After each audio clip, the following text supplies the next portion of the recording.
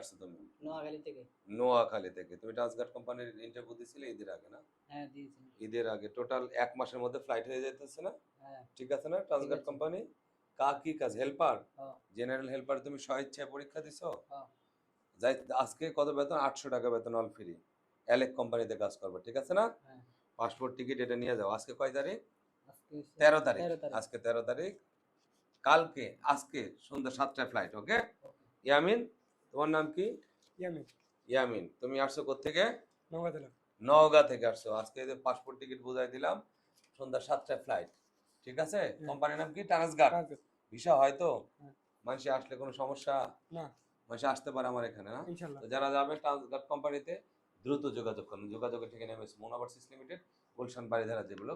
আর হলো ভিসা হইতে সর্বোচ্চ ১৫ থেকে ২০ দিন সময় লাগবে। ভিসা হওয়ার পরে ১০ দিন সময় দেবো, এর মধ্যে ফ্লাইটে উঠবেন। খোদা হাফেজ, ভালো থাকবেন। আসসালামু আলাইকুম।